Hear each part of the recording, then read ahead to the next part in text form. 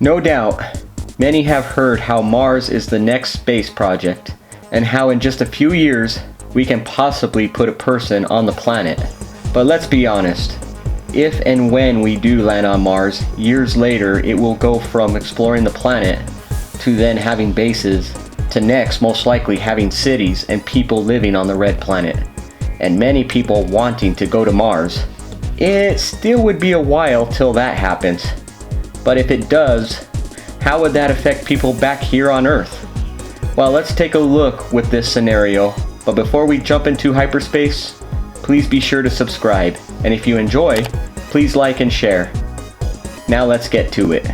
Long distance relationships. It's one thing when you meet someone online and they are in a different country and you get on a plane to go and meet them.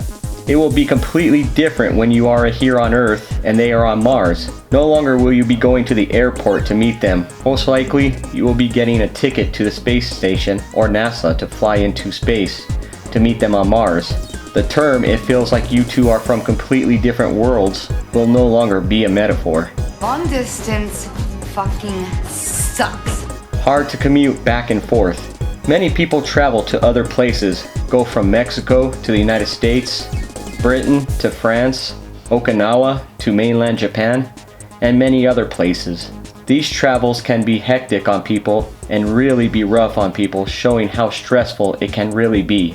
Imagine how even more stressful it would be knowing your job would be to commute back and forth from Earth and Mars. You would constantly have to get adjusted to both planets. For starters, Mars has a longer day than Earth does by 39 minutes and 35 seconds. Doesn't sound too bad, right? However, in 1997, scientist Laura Bargers explains what happened when the group operating Pathfinder missions rover were required to live indefinitely on Mars time. She says, staying up for 40 minutes extra each day doesn't sound like much. When you first think about it, it even sounds like a good thing, having a little extra time. But not for long. The team's work schedule floats through time zones. In the end, many people on the team felt like they just couldn't do it anymore. Now imagine your job is to go back and forth from Earth to Mars.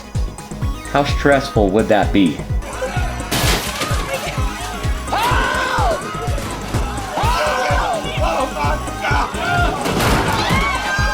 Claiming territory. In 1967, the US, UK, and Soviet Union all signed the Outer Space Treaty.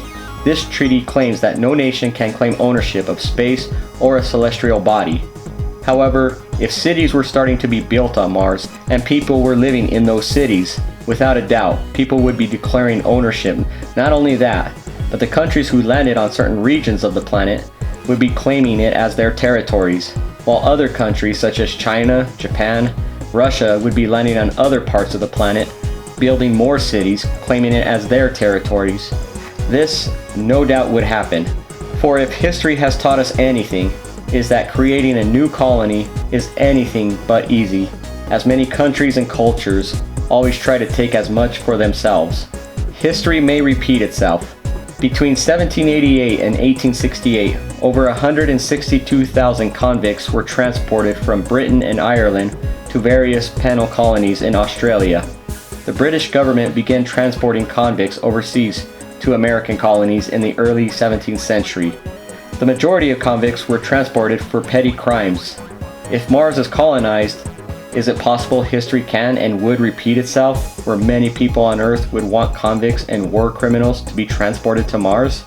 What are your thoughts about this hypothetical reality? Is there anything that wasn't mentioned? Well, leave it in the comments below.